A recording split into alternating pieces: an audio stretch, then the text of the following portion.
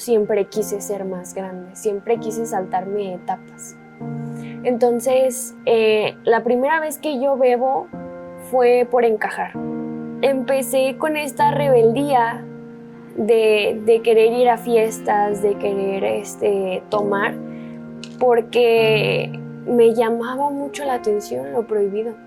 Sentía que tenía el control empecé a manipular a mi madre para que me dejara salir más a fiestas. Mi justificante era: tú me trajiste aquí, yo aquí estoy muy triste, por lo menos déjame divertirme. Porque uno no es perfecto, en el programa no se nos pide perfección, se nos pide únicamente pues que estemos conscientes y tengamos la capacidad de reparar y de admitir y corregir.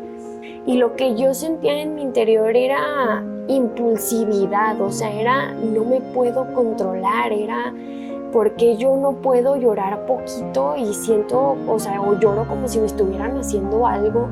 Hay disciplina militarizada, hay horarios para todo, el alimento no va a ser lo que ella pida, no es buffet, se come todos lo mismo, se tiene que desintoxicar tanto de su mente como de su cuerpo.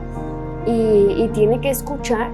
Es que al psicólogo se le puede mentir, pero el tratamiento funciona precisamente porque es un alcohólico atendiendo a otro alcohólico. Pues he podido encontrar el camino.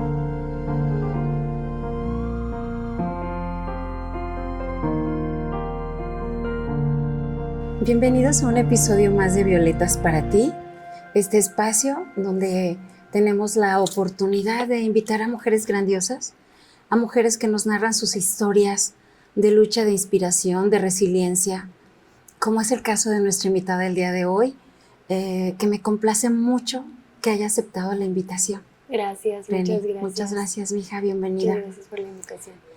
El día de hoy estoy muy agradecida porque vamos a abordar un tema muy sensible y muy importante para la sociedad, para las familias y para todas las personas que puedan estar pasando en este momento de sus vidas por esta complicación que nos puede llevar a lugares muy adversos, a situaciones adversas, pero de las que se puede salir. Le agradezco profundamente a Renata Millán que está con nosotros porque ella es integrante de una clínica de rehabilitación, de un proyecto llamado Gran Familias Despertar. Y yo admiro mucho a Renata porque es una chica muy joven, muy linda, una chica que inspira a otras chicas, que representa en este momento de la vida para ellas la posibilidad de renacer. Así es. Renata, yo tengo algunos años de conocerla y mi agradecimiento sí es muy profundo porque se maneja el anonimato en estos grupos. Sin embargo, quiero agradecer también al padrino Jaime Sánchez, a quien quiero con todo el alma, porque en el deseo de poder ayudar a más personas es que Renata está aquí con nosotros y su voz va a ser muy, muy importante para poder inspirar a otros chicos, a otras chicas y a otras personas que se puedan ver inmersas en el abismo de las adicciones. Así es. Y también en ese proceso humanizante y dignificante que significa la rehabilitación.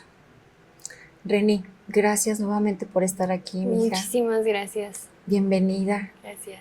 Gracias porque sé que a través de tu historia, de abrirnos tu corazón, nos vas a llevar a un lugar donde la esperanza, quizás para muchas familias, pueda volver a renacer. Es un tema sensible y es un tema doloroso, y lo es para quienes hemos tenido familia, pero también es un tema que merece ser contado, es un tema que merece estar en la mesa y que a veces nos remite otra vez quizás al dolor, pero también a la esperanza. ¿Nos quieres platicar, Renata, sobre esto que parece que cada día toca más familias, parece que cada día lastima más, parece que cada día a más jóvenes, a más temprana edad, incursionan en este abismo. Sí, así Y, es. y me gustaría que iniciáramos justamente con eso. Tú como joven, ¿qué crees que esté sucediendo? Yo creo que está más al alcance las sustancias nocivas, está más al alcance o más normalizado el beber y por lo tanto pues es algo que hace ver que es fácil, que es divertido, que no pasa nada. Yo creo que hace falta mucha concientización en el tema, precisamente por esta tendencia al libertinaje y por lo tanto, pues uno piensa que es una etapa y al final de cuentas esa etapa en la mayoría de los casos dura toda la vida o hasta que pues sucede algo trágico o que reciben pues la ayuda. Siento que es algo no más común en los jóvenes, sino ya en cualquier edad. Y, y precisamente la falta de conocimiento de estas situaciones y de los riesgos es lo que hace que existan más casos en, en las adicciones. Qué paradójico, ¿verdad, Renata? Porque mientras pareciera que este gran negocio Uh-huh.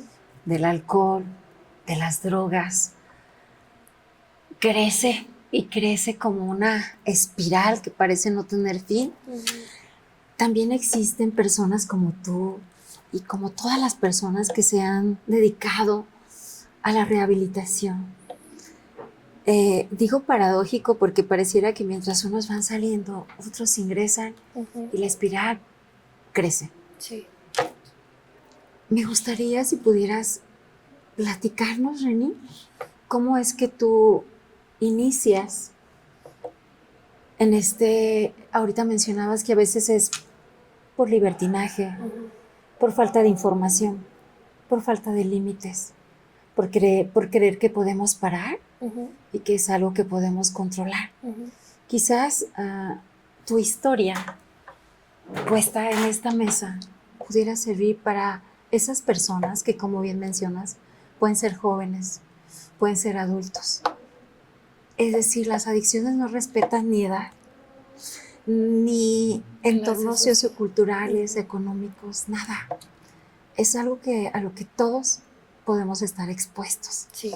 ¿Quisieras narrarnos cómo fue que tú fuiste incursionando en las adicciones y cómo se fue convirtiendo también en una espiral? Uh-huh.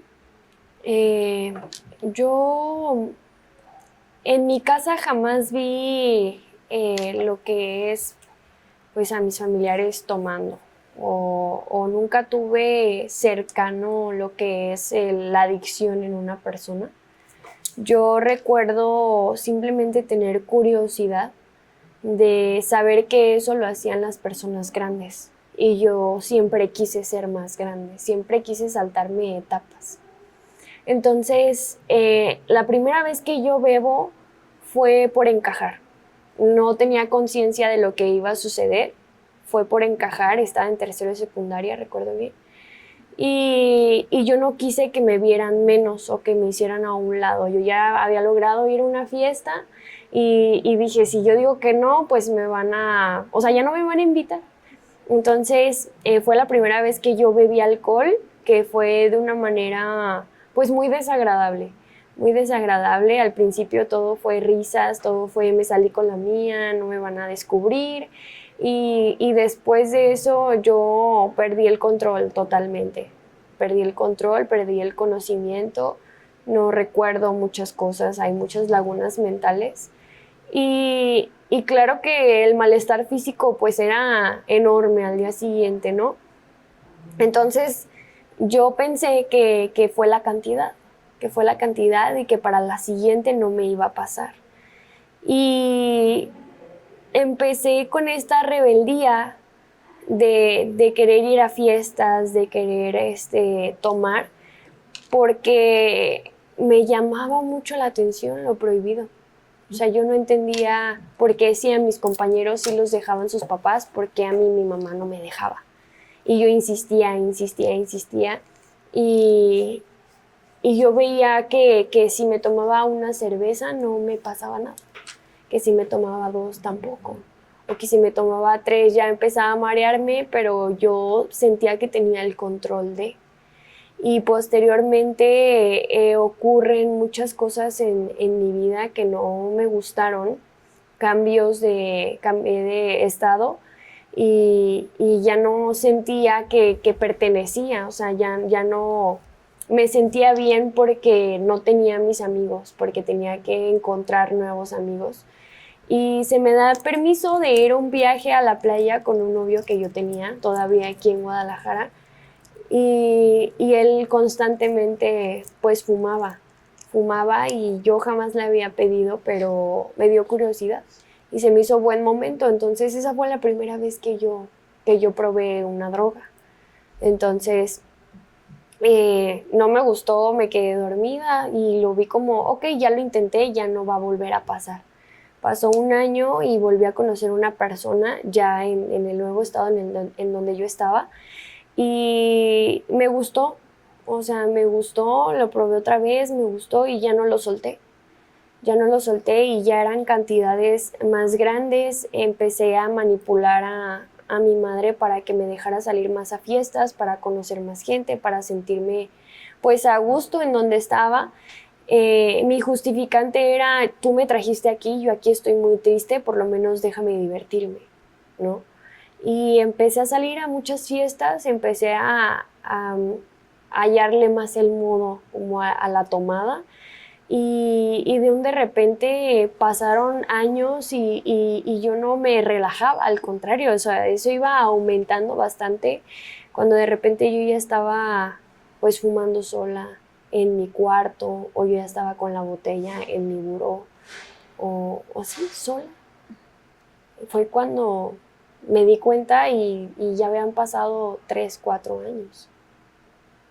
Así Es fue. decir, inicias a los 13, 14 años, Ajá, Renata, así y es. pasan 3, 4 años cuando tienes 17 Ujú, años, 18. ujú, Y ahorita mencionas algo que me parece muy importante. Al inicio dijimos que no respetan edades las adicciones. ujú, Y en cualquier entorno cultural y social se está expuesto. ujú, Pero mencionas una parte importante de la vida del ser humano que es el término de la pubertad para iniciar la adolescencia, ujú, ¿no? Esa etapa de la secundaria, ese tercer año, segundo, tercer año, donde muchos chicos, por esa necesidad de pertenecer, de sentir que pertenecen a un grupo para que te permitan la membresía, de entrar a ese grupo, ujú, y esa necesidad de aceptación, comienzan a beber, a fumar o a ingerir alguna otra droga para sentirse aceptados. ujú. Entonces quiere decir que sí hay etapas en las que existe un mayor riesgo, Ujú. ¿sí? Que podría Sí, ser esta etapa en la que podríamos estar como muy alertas sí. y vigilantes, porque también se habla de los enfermos emocionales, ¿no? Ujú, Que finalmente lo que lleva a una persona a desregularse en las adicciones es una enfermedad emocional. así es. ¿Tú crees eso, Renata? ¿Qué nos puedes mencionar al respecto? Yo soy consciente de esa enfermedad emocional gracias a que llegué, o sea, a un programa.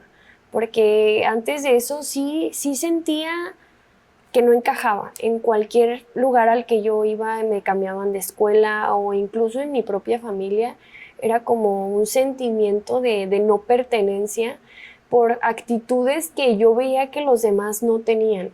Los niños no se comportaban como yo me comportaba. Yo jamás me pude juntar con las niñas, por ejemplo, en la primaria. Siempre me hicieron un lado y con los niños tampoco porque llegaba a ser muy tosca o muy extrovertida, pero a un nivel que ya pues es molesto, o sea, realmente es molesto. Empecé a ir a terapia desde muy pequeña porque por esta agresividad que yo tenía hacia los demás. Y desde kinder, o sea, la condición para yo quedarme en una escuela era, señora, tiene que llevar a su hija al psicólogo.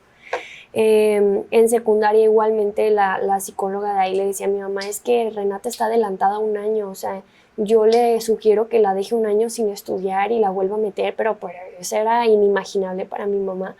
Y lo que yo sentía en mi interior era impulsividad, o sea, era no me puedo controlar, era porque yo no puedo llorar poquito y siento, o sea, o lloro como si me estuvieran haciendo algo, porque yo no puedo reírme poquito, yo me río hasta que se me salen las lágrimas y me privo, o sea, y me pongo roja y se me va el aire, porque yo no puedo enojarme poquito, yo aviento cosas, golpeo, grito, o sea, y era frustrante. Entonces, entenderlo ahora, pues sí es como, ya sé por qué, o sea, siempre traté de encontrar esa explicación, porque en las fiestas era igual, o sea, era Renata el centro de atención, el foco, porque me alocaba, o sea, de verdad era como me descontrolaba y me sentía como demasiado segura de mí misma, demasiado, o sea, sí, casi todo el tiempo estaba como medio cohibida, como que todo me daba miedo, se me quitaba cuando yo bebía, entonces allí es cuando uno se da cuenta la diferencia entre un enfermo emocional y una persona que sí está regulada de sus emociones, de su sentir. Es lo que a mí me ha permitido como aceptarme a mí misma, reconocer que sí existe, o sea, que sí es cierto, esa hipersensibilidad. Se menciona también que las personas invariablemente que están en ese abismo de las adicciones son hipersensibles y son enfermos emocionales. Y tú mencionas algo muy importante, que te das cuenta hasta que llegas a un programa de rehabilitación, a una clínica de rehabilitación. ¿Cómo es que llegas a eso, a esa decisión? ¿Qué comienza a pasar en tu entorno, en tu familia, para que Renata, no sé si tú tomaste la decisión, la toma tu mamá, la toma alguna familia de tus familiares? ¿Qué comienza a suceder? Porque la dinámica de la familia cambia también, se vuelve compleja. Sí. Y parece que enfermamos junto con nuestros familiares. Al mudarnos de estado, pues se desencadena, fue como una bomba, era una bomba de tiempo, o sea, tenía que suceder algo específico para que eso empezara a desatarse. El núcleo familiar siempre ha sido mi madre y yo. Entonces, a la hora de mudarnos... ¿Tu padre no estuvo presente en tu vida, Andrea? No, en mi infancia no estuvo. El día de hoy está presente, pero en mi infancia no estuvo. Okay. Y a la hora de mudarnos, pues fue para que mi mamá se casara. No funcionó. Yo estaba muy molesta y precisamente empezaron estas actitudes de reclamo, de rechazo. O sea, ahorita que usted menciona como esta parte de dañar a su entorno, la realidad es que pues la más afectada fue la más cercana, que es mi madre. Empezaron estas cuestiones de yo no quiero hacer nada y a mí déjame en paz y yo voy a hacer lo que yo quiera. Y poco a poco, si por lo menos podía salir, pero era responsable en la escuela, eso se terminó. Dejé la universidad, 2 carreras las dejé truncas. Me metí a trabajar para, según yo, ser autosuficiente, para yo no tener que depender de mi madre. Yo en mi cabeza estaba la idea de yo me voy porque me voy. Y claro que no de una manera muy amena o de una manera muy tranquila. Yo busqué una persona para no irme sola, porque yo no me sentía con la capacidad ni la fuerza de irme sola. Entonces llegó una persona a mi vida y yo me agarré de esa persona a pesar de no sentir realmente pues nada por esa persona, pero lo vi como una oportunidad. Y yo noto que a mi mamá llegó un punto en el que me le salí de las manos. Si antes existía como un respeto, eso se terminó. Ya eran gritos, ya eran azotones de puerta, ya era encerrarme, ya era mentirle, eso desde siempre. Pero en cuestión de mi vida, yo no era nada abierta, yo no le platicaba absolutamente nada de mí. Y esto cuando yo lo platico con mi mamá de que me voy a ir de la casa, claro que fue como, ya es suficiente. ¿Cuántos años tenías, Renata? 19.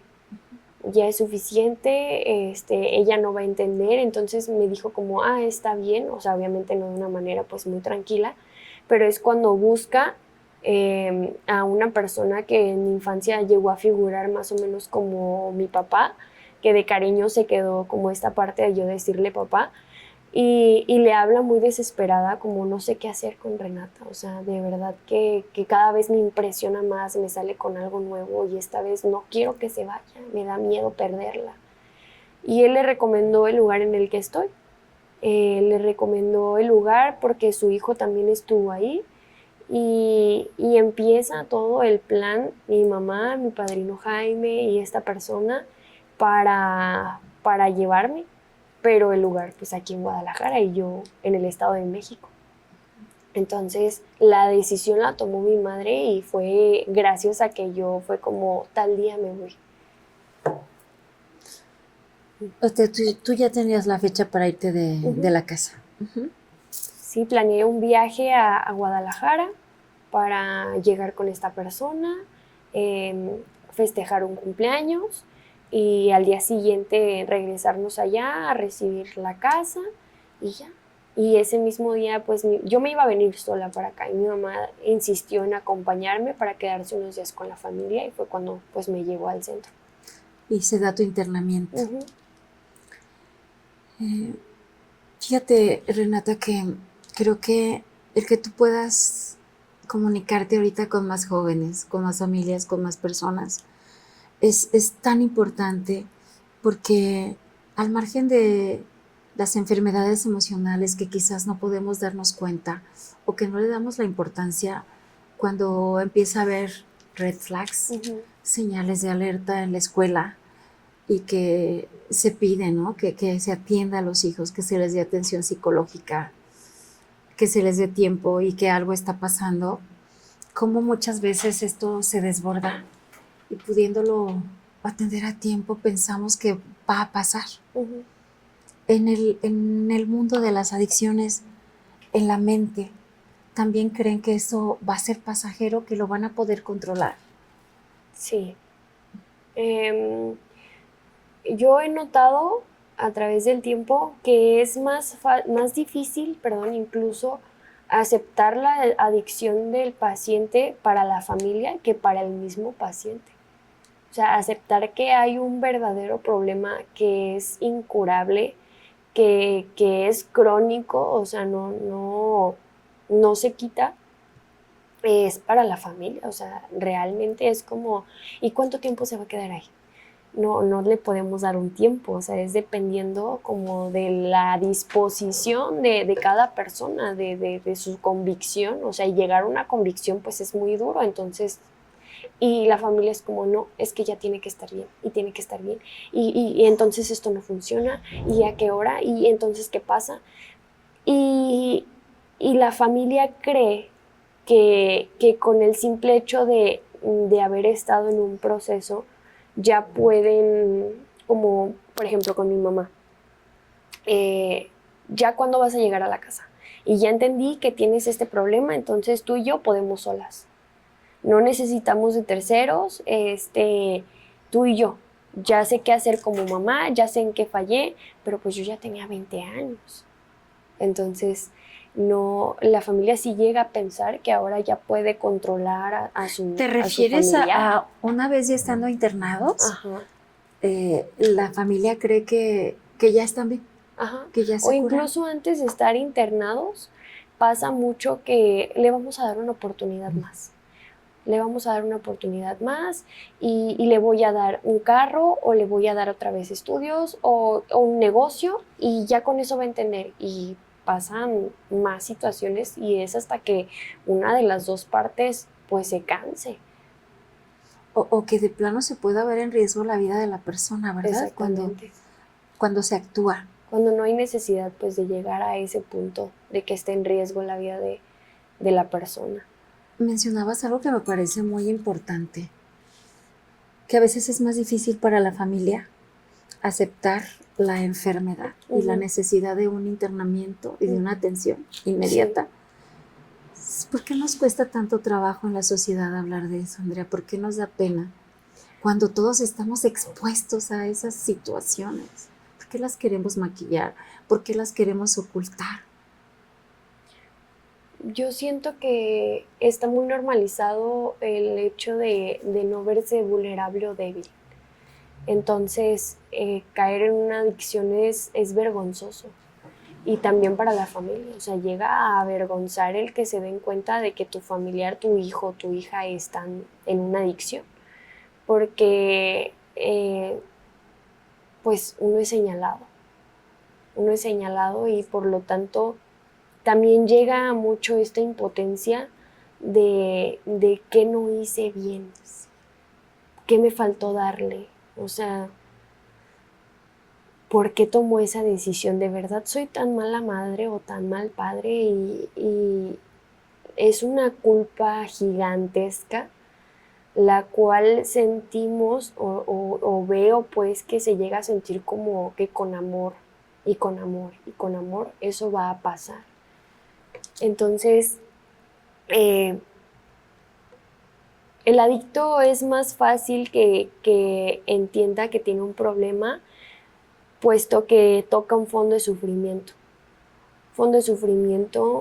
en el cual a veces estamos y ni siquiera nos damos cuenta, pero cuando experimentamos un estado o una vida más tranquila y tenemos esta serenidad, logramos ver que de verdad estábamos mal, o sea, porque en un proceso tenemos muchos espejos. Entonces, al ver tu historia en alguien más, te puedes percatar que realmente sí la estabas pasando mal. Pero la familia no vivió eso en carne propia. Y el no entender qué es lo que pasa en la cabeza del adicto, del enfermo emocional, es frustrante. Y precisamente porque no lo vivieron en carne propia, no lo toman. No que no lo tomen en serio, sino es como no dimensionan pues qué tan fuerte es el pensamiento o la mentalidad alcohólica, que le llamamos así al enfermo emocional. Y por eso es como de, pues es que tiene que entender porque tiene que entender y no lo hablamos porque es precisamente eso. O sea, es muy difícil aceptar, admitir que hay un problema por nuestro entorno social. ¿Qué van a decir? Es que creo que entra también la culpa, ¿verdad? Los juicios sociales, los juicios familiares, sentir que se falló. Cuando tú acabas de mencionar, a veces el amor no es suficiente, ni el amor fue suficiente. Cuando no necesariamente es por falta de atención o de amor, ¿no? Pero creo que esa es una parte de las más difíciles de enfrentar. O sea, por encima del dolor propio de tener que tomar la decisión de internar a un familiar cercano, pareciera que te tienes que preparar para dar explicaciones, ¿no? A los demás que quizás no estuvieron en ese momento, pero luego se hacen presentes para preguntar por qué y para juzgar, incluso para atreverse a decir que se tomó una decisión equivocada. Entonces sí resulta muy, muy complicado. Aparte, creo que se ha vuelto algo como muy, muy estigmatizante hablar de anexos, de lugares donde el manejo es inadecuado, donde se les da comida descompuesta, donde hay castigos, golpes físicos, donde a fuerza de estas situaciones denigrantes para un ser humano, ellos tendrían que resolver esa adicción que sabemos que ni eso va a ser suficiente. Sin embargo, creo que también es importante que nos hables, Renata, de la importancia de elegir, de saber cuándo ese enfermo emocional, ese enfermo con adicciones nos está pidiendo ayuda a gritos y cuándo hay que tomar la decisión y a dónde hay que acudir. ¿Qué tendríamos que revisar las familias antes de tomar esa decisión tan difícil? Porque luego te enfrentas a que si lo abres, tal vez te van a hablar cada quien desde su experiencia o desde dichos o historias que han escuchado y creo que eso se vuelve mucho más complicado para tomar esas decisiones.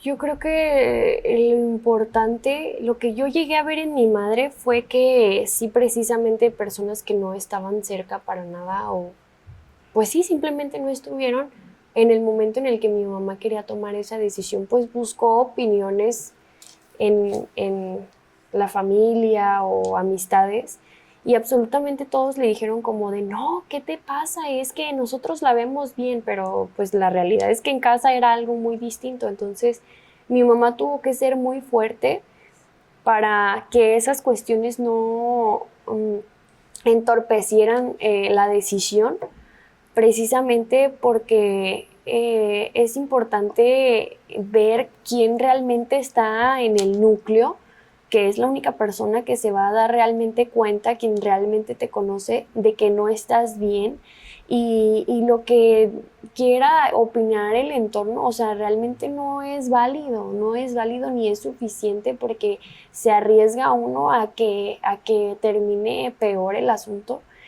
Entonces, lo que ayudó a que mi mamá dijera que sí, porque mi mamá también es muy preocupona, muy como, y es que si me le hacen porque precisamente tienen fama de golpes, de muchas cosas que no, pues es de una persona cercana el caso de éxito en su hijo, o sea, saber con quién sí poder acercarse, obviamente en el momento en el que ella me lleva, lo que hizo que tomara la decisión de sí dejarme es varias compañeras con mi padrino compartiéndome su experiencia y diciéndome cómo vivían el día de hoy, bueno, en ese momento, después de un proceso, y que claro que se le pusieron las cartas sobre la mesa a mi mamá. El proceso no va a ser fácil, no es un proceso de ego, le llamamos, como con todas sus comodidades. Su hija está así porque ella requiere disciplina, porque ella requiere entendimiento, porque ella no puede estar en su zona de confort, tiene que salir de ahí y tiene que entender que no es la que manda. Entonces, hay disciplina militarizada, hay horarios para todo, el alimento no va a ser lo que ella pida, no es buffet, se come todos lo mismo, se tiene que desintoxicar tanto de su mente como de su cuerpo y tiene que escuchar en 3 juntas al día la experiencia de sus compañeras para que ella pueda ir conectando con sus emociones, conectando con su historia, porque quien no conoce su historia pues está condenado a repetirla. Y va a haber talleres y va a haber esta parte del trabajo arduo y constante de lo que hay en su interior. Y mi mamá dijo, está bien, aquí se quedó. Y yo te puedo decir que no fue fácil, no es un proceso. No podemos apapachar la enfermedad. Eso no sirve. El autoconsuelo, la autocompasión, la conmiseración. la conmiseración. La diferencia de un psicólogo a un centro es que el psicólogo no está ahí 24/7. Es que al psicólogo se le puede mentir, pero el tratamiento funciona precisamente porque es un alcohólico atendiendo a otro alcohólico y que ahí pues es muy difícil de manipular, ¿no? Porque nos conocemos entre enfermos emocionales y precisamente el resultado que yo he tenido es lo que en su momento, cuando yo salgo a un proceso de medio camino, hizo a mi mamá entender que era mi lugar, o sea, y que que yo ya era capaz de tomar la decisión pues de si irme o quedarme, y le costó trabajo, pero pudo aceptar que yo decidí seguir ahí, ¿no? Entonces, pues es un conjunto de muchas cosas, pero sí corroborar y confirmar pues con más pacientes que han estado. ¿Es lo mismo un anexo que una clínica de rehabilitación, que un centro de rehabilitación? No. ¿Por qué es distinto? Bueno, se conoce a los anexos como lo que usted menciona, de golpes, de comida en mal estado, por ser económicos. Por ser económicos, por dar visitas cada mes o 3 meses. Los procesos son como de 3 meses, se me hace. Hay como luz verde de llevarles comida y cosas a los pacientes. Eso se le conoce como un anexo. En una clínica de recuperación, de rehabilitaciones en donde yo estuve, es un centro de tratamiento en el cual hay doctor, psicólogo, psiquiatra, terapeutas en adicciones, y hay vigilancia 24/7 y no hay visitas. Estamos hablando de un equipo interdisciplinario. Sí, Sí. precisamente. O sea, hay una diferencia grande. Grande. Y tengo entendido que también en estas clínicas Ujú. de recuperación no hay visitas, No. no se interrumpe el proceso, Mm. y quienes toman la decisión de un internamiento a la par deben de llevar también acompañamiento y deben de asistir a un grupo. Ujú. ¿Es así? Sí, es así. Mi mamá obviamente no entendía por qué yo había tenido estas actitudes, y esa culpa y todos esos sentimientos encontrados pues la consumían, y precisamente al como cuestionar todo esto a mi padrino le dijo: vete a un grupo de Al-Anon. Los grupos de Al-Anon son para las familias de los adictos, que es por comunidades. Usted tiene que buscar como lo que más cerca esté, y es importante la terapia para los familiares, tanto para digerir como esta decisión de haber internado a su paciente, como para entender qué estaba mal en el núcleo familiar, primeramente entendiendo que el trabajo que hagan hacia ellos mismos es para ellos mismos, no para poder. ¿Cómo lo explico? Mi mamá al principio era como: esto lo hago por mi hija y esto lo hago por mi hija, hasta que en un grupo le dijeron: no, es que esto lo tienes que hacer por ti. O sea, priorizar que es para uno mismo, porque uno como papá o mamá, no porque ya sea papá o mamá quiere decir que es perfecto y no tuvo una vida perfecta. Por lo tanto, existen heridas de su infancia que están ahí todavía y que se necesitan sanar. Y es por eso que se les recomienda a la familia tener también un seguimiento y un acompañamiento por aparte. Es que habríamos que entender que no solo el adicto, todo su entorno cercano enferma, ¿verdad? Sí. O sea, todos de alguna manera somos enfermos emocionales, ¿no? Sí. Junto con él. Y entonces habría que dar atención a todos los integrantes de ese entorno. Claro. Y es que resulta difícil que esa persona haga todo el trabajo sola, ¿verdad? Mencionaste algo que me parece muy, muy importante, el concepto de la egorreducción, que es cómo se mueven lo que se maneja en este programa.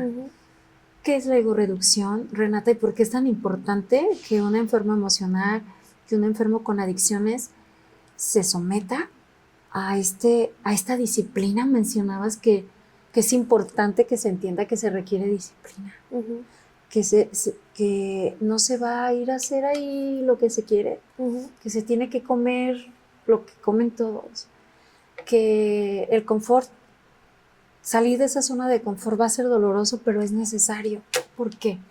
¿Qué, Renata? Porque una persona que está cómoda no logra conectar con lo que es la necesidad de vivir mejor, porque es un concepto que se perdió. Como nosotros llegamos sin forma, sin dirección, sin rumbo, necesitamos encontrar un propósito, un objetivo, un camino. Entonces, la egorreducción es sacarte precisamente de tu zona de confort para que dejes de estar concentrado en ti mismo en una manera insana. Por eso es que uno cuando está en su actividad no logra ver qué tanto daña a su alrededor. Incluso los sentimientos se llegan a apagar. Y cuando uno está sin sustancia, obviamente puede pensar con más claridad, sin todo este ruido de afuera, porque precisamente las personas adictas, por no encontrar un lugar en la sociedad, es que sentimos que hay demasiado ruido y que estamos sobreviviendo a un entorno para nosotros hostil. Y por lo tanto, cuando quitamos todo ese ruido y es como... no tienes tiempo de pensar en ahora qué voy a consumir y a dónde voy a salir y qué opinan él y qué está diciéndome mi madre y los regaños y todo esto se quita, empieza una incomodidad, primero que nada por la abstinencia y segundo porque precisamente uno ya no se puede salir con la suya y ya no está como en este entorno hostil. Y empezamos como a reflexionar inmediatamente. Empezamos a reflexionar, empezamos a desatar todos estos nudos para entendernos a nosotros mismos, entender que no íbamos a ningún lado y, y realmente el punto de una egorreducción es llegar a la parte más humana que estaba ya muy escondida por todos estos mecanismos de defensa y estas máscaras que el adicto se pone, todas estas barreras, llegar a nuestra esencia, a nuestro núcleo y entender que en realidad eso no nos gustaba o que en realidad eso no era lo que nosotros desde niños nos habíamos propuesto para nuestra vida o que no era lo que queríamos ser de grandes o que no era un sentimiento de utilidad, de si sirvo para algo, soy bueno para, o no soy bueno, más bien o sea, mi vida está dando frutos, mis hechos están dando frutos. Eso no era ese sentimiento el que teníamos, entonces empezamos a conocer lo que es servirle al otro, empezamos a conocer lo que es desprendernos de nosotros para dárselo a alguien más. Por ejemplo, ¿yo por qué tengo que barrer ahí si no soy la única que vive aquí? Porque precisamente no eres la única que vive aquí, pero ya vives aquí, ya estás aquí y es tu espacio y tú tienes que aprender a hacer por los demás ciertas cosas. O sea, tienes que aprender la limpieza en tu entorno.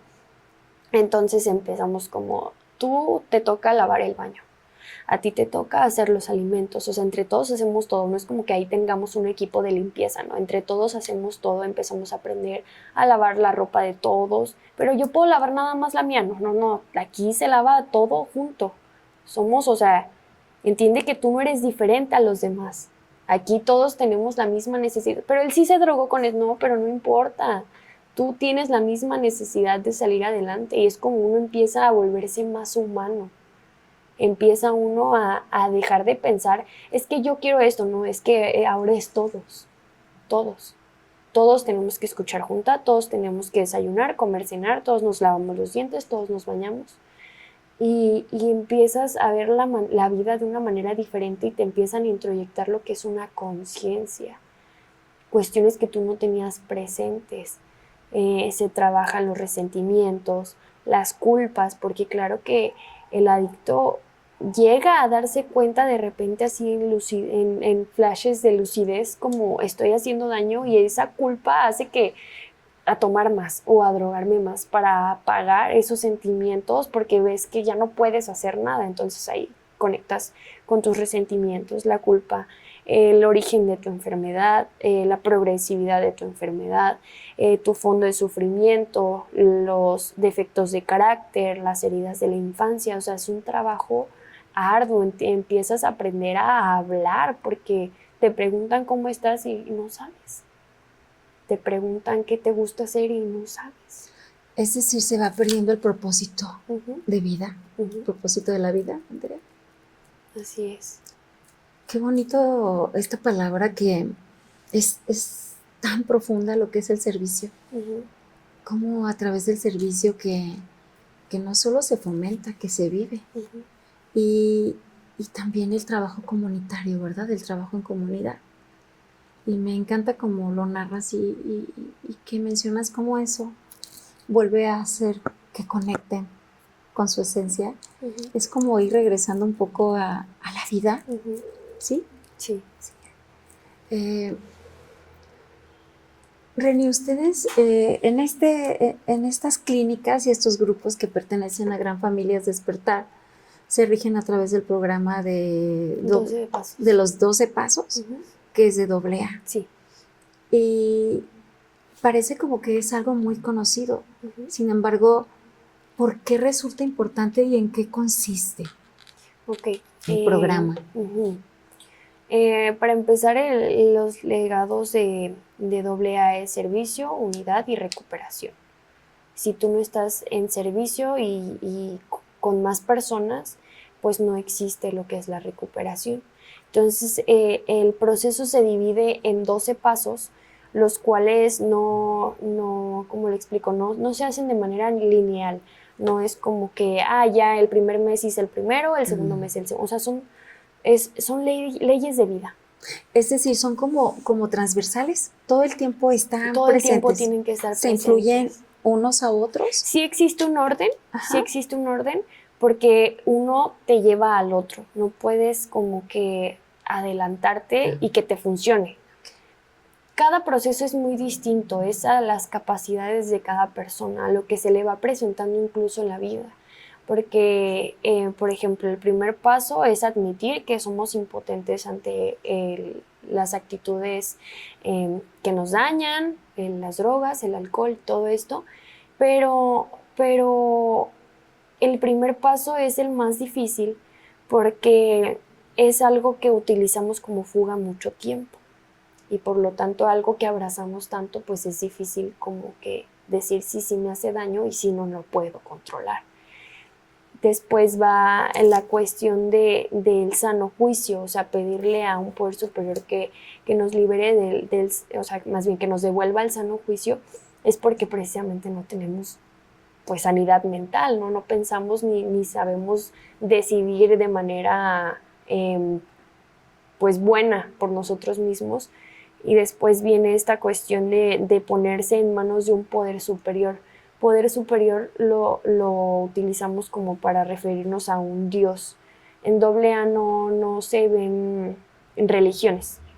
No importa qué religión tengas, tú necesitas un poder superior que te haga entender, es parte también como de la ego reducción, que tú no lo eres todo, que tú no eres omnipotente ni omnipresente y que necesitas pedirle a ese algo, lo que cada quien decida que sea, que te ayude, porque hay que entender que uno no puede solo. Viene esta parte de hacer un minucioso inventario moral, que es escritura constante de tu historia, y a veces van guiados con ciertas preguntas, pero el punto es como escribir tu historia y después de eso viene el admitir esa historia tuya frente a alguien más, frente a ti mismo y frente a un poder superior, perdón. Todo esto porque si se queda solamente en el yo sé que viví, pues no trasciende.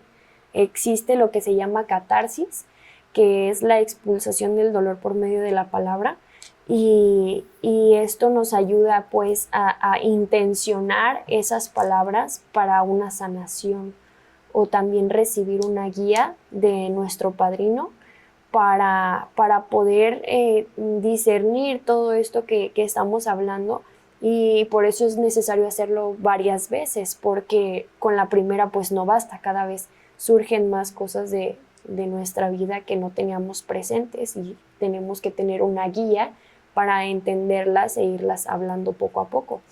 Existe esta parte de estar dispuesto a que un poder superior nos libere de nuestros defectos de carácter, que es simplemente como, ok, ya lo hablé, pero ¿qué voy a hacer con esto? Lo que le decía de la intención, pues estoy dispuesto. Okay, ¿Cuáles estoy son dispuesto. esos defectos de carácter, Renata? Lo vemos como los 7 pecados capitales. Tenemos instintos por ser humanos. Y cuando estos instintos se desbordan y se enferman, pues surgen los defectos de carácter, lo que es la soberbia, la envidia, la lujuria, la ira, la gula y la pereza. Y me faltó una, la avaricia. La avaricia. Entonces vamos desglosando uno, por lo menos en donde yo estoy, para entender cuál es nuestro más arraigado defecto de carácter y por ahí darle constante tratamiento. Después de esto está la cuestión de ahora sí pedirle a un poder superior que nos libere de estos defectos de carácter. Posterior a eso, pues ya, ya traté con mi historia, con mi persona, ahora va a hacer una lista de todas aquellas personas a las que he dañado a lo largo de mi vida. Posterior a eso es reparar los daños hacia con esas personas siempre y cuando no sea contraproducente. Y después de eso tenemos que seguir haciendo un inventario moral, pero ahora diario, y estar dispuestos a que en cuanto cometamos un error poder remediarlo o aceptarlo. ¿Sí me explico? Porque uno no es perfecto. En el programa no se nos pide perfección, se nos pide únicamente pues que estemos conscientes y tengamos la capacidad de reparar y de admitir y corregir. Nosotros vemos muy importante esta parte de la oración y la meditación para entender el propósito que tiene Dios hacia con nosotros, entender que tenemos que conectar constantemente con nosotros mismos porque nuestros pensamientos son muy volátiles. Es muy fácil para nosotros como que de repente perder el rumbo o estar como funcionando por funcionar sin estar en el aquí, en el ahora. El solo por hoy es nuestra frase, el solo por hoy voy a hacer esto, solo por hoy voy a estar sobrio, solo por hoy no voy a dañar. Entonces es conectar con eso, por eso la oración y la meditación, y después de esto pasar el mensaje a todo alcohólico el cual está sufriendo todavía. Por eso es que salimos a informaciones públicas, vamos a cárceles, vamos a hospitales, vamos a escuelas también, hacemos esto que es también pasar el mensaje, entender o más bien darles a entender a las demás personas que no están solas, que sí tiene solución, sí tiene salida a su problema, sea así anorexia, bulimia, sea ludopatía, sea alcoholismo, drogadicción, cualquier, incluso nos han llegado adolescentes que juegan mucho, en depresión que también, se lesionan, sí, cutting, en depresión, ansiedad, cualquier desorden que tenga uno en su vida o actitudes compulsivas, aquí las tratamos y es lo que nosotros pasamos el mensaje y pues incluimos todos estos pasos en todos nuestros asuntos. No nada más voy a practicar en el grupo, no nada más voy a practicar en mi casa, también voy a practicar en mi escuela, en mi trabajo. ¿Sí me explico? O sea, como que para llevar un orden, para poder ser exitosos. Mencionabas que el programa no aborda religión, ni incide en las religiones, pero lo entiendo entonces como si a la necesidad de ese desarrollo espiritual, de ese despertar espiritual, sí, tan necesario para todos los seres humanos. Y hay otra parte, Andrea, que me gustaría antes de que cerremos, esta palabra que mencionan. Tú eres madrina. ¿Cuántos años tienes? Tengo 4 años y medio en el proceso. En el proceso. ¿Y cuánto que saliste? Duré 9 meses nada más. ¿Estuviste internada 9 meses? Sí. Luego te vas a una casa de medio camino, sí, que ahorita nos vas a decir que es una casa de medio camino. Y para quienes a lo mejor no comprenden esa palabra tan maravillosa que es el padrino o madrina, porque a lo mejor pues lo asociamos con nuestro padrino de bautizo, de confirmación, de comunión. ¿Y por qué ese acompañamiento de un padrino, de una madrina, resulta tan importante en ese proceso de rehabilitación? Lo que mencionábamos hace un momento, que es el servicio hacia otros. Primero te cuidan cuando llegas al proceso que es en la clínica. Primero te cuidan. Después te asignan a alguien que te cuida. Sí, exactamente. Todo el tiempo. Claro que uno, para entender lo que va a suceder ahora en su vida a partir de llegar, pues es necesario que alguien se lo diga, ¿no? Nos lo diga. Entonces, ahí una persona está designada para que esté en acompañamiento contigo, de irte guiando, de irte entendiendo. ¿Por qué? Porque esa persona que llegó antes que tú no es que sea más o que sea diferente, al contrario, precisamente ya vivió todo eso que tú estás viviendo y por lo tanto te puede hablar de su experiencia y te puede ayudar a entender qué está pasando. Y eso es a lo largo de todo el proceso, porque solos no podemos. Cuando, cuando uno entiende el propósito de un padrino, el padrino es un principio, es una herramienta que nos ayuda a tener un rumbo.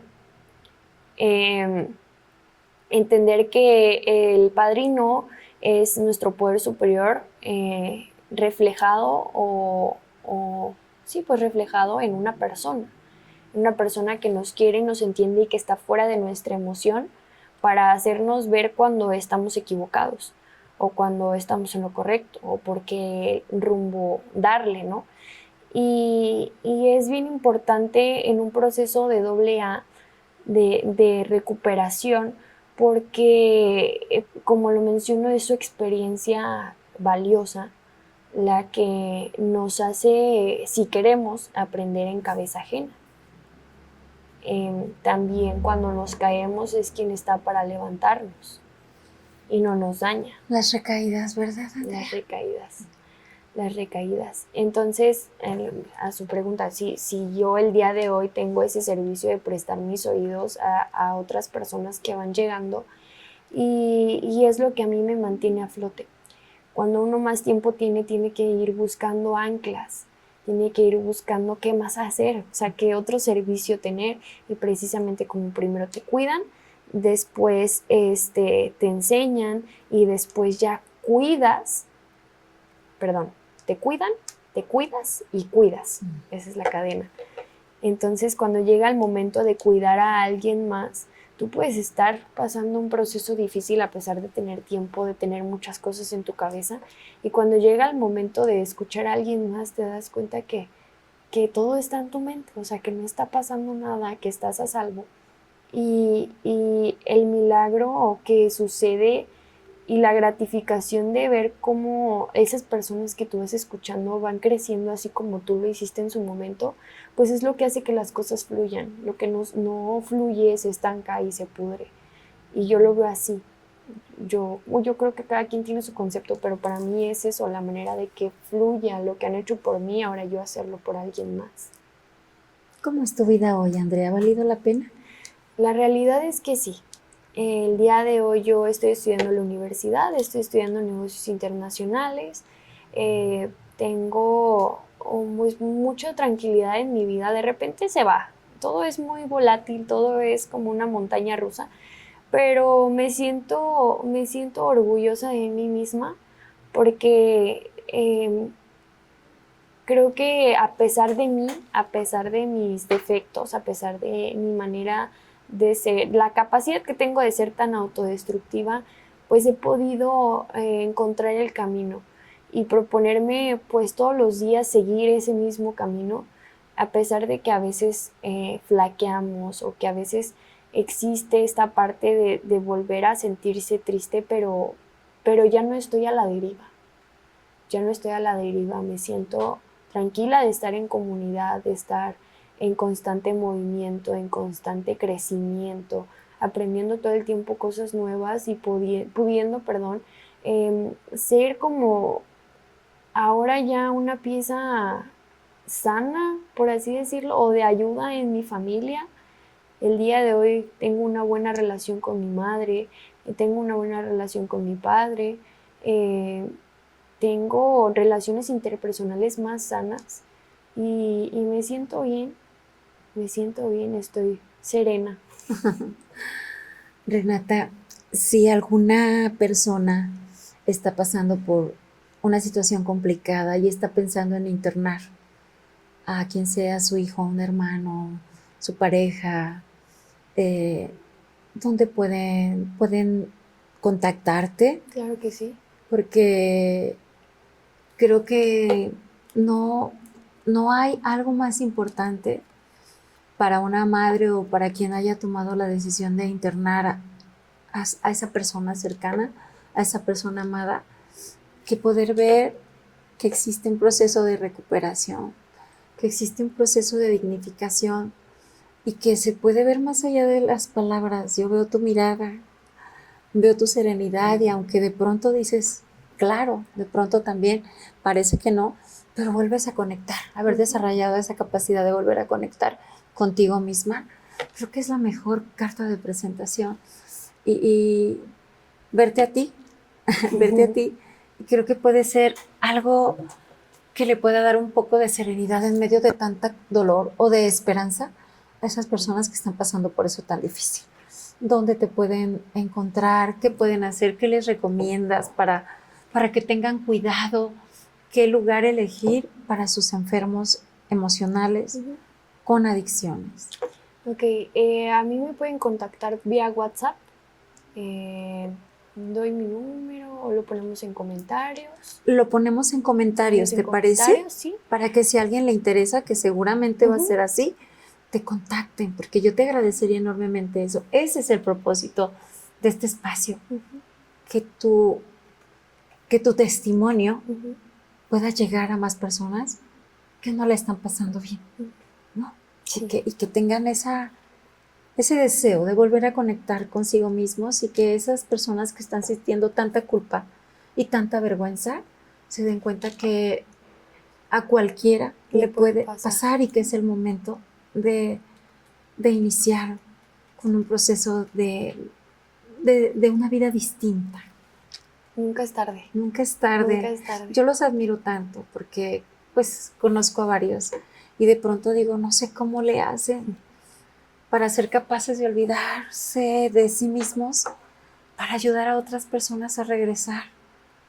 He visto casos de personas que ya está en riesgo su vida, su integridad, no solo su integridad emocional, es su integridad física, al borde ya de la locura, al borde de situaciones muy complicadas, y las ves después de cierto tiempo, que no es fácil, y yo siempre digo, ¿cómo le hacen?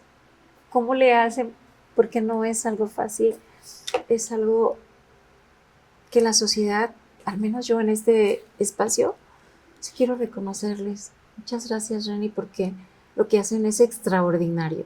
Devolver la dignidad a las personas y el deseo de volver a ver la vida a colores y rescatar esa necesidad de volver a vivir y hacerlo de una forma distinta, no lo hace cualquiera. Muchas gracias por eso. Muchas gracias. Muchas gracias por eso. Gracias por seguir acompañando a esas chicas, porque ahora tú eres madrina de otras niñas, de otras chicas. Y qué compromiso tan grande, qué labor tan grande y tan extraordinaria, Reni. Agradece por favor a todos los que participan en este proceso. De parte Violeta es para ti. Claro, muchas gracias. Ofrezco una disculpa por mi hipersensibilidad. También soy una enferma emocional y bueno, de pronto esos temas a veces parece que ya se vencieron y no, regresan, pero gracias, muchas gracias, Renata. Gracias a todos, muchas felicidades. Muchas gracias. Y un reconocimiento enorme por esta labor que no es fácil, pero que sí es extraordinaria y maravillosa. Gracias. Gracias por la invitación, gracias al equipo y gracias por el espacio. Muchas gracias, Reni. Que siempre es muy lindo volverte a ver. Gracias. Igualmente. Quiero invitarlos a que visiten nuestro canal en YouTube, que se suscriban, que le den manita arriba, que nos registren ahí sus comentarios. Si nuestro contenido les gusta, que lo compartan, que nos ayuden a llegar a más lugares, a más mujeres, a más personas.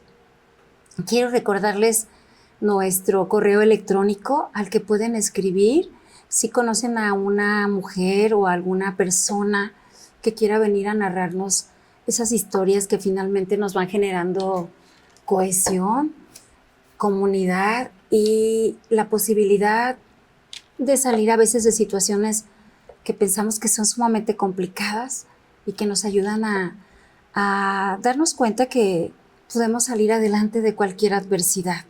El correo es violetasparati7@gmail.com. Visiten también nuestro canal en Facebook. Próximamente vamos a estar en TikTok, así que por favor estén atentos a este episodio que vamos a compartirles.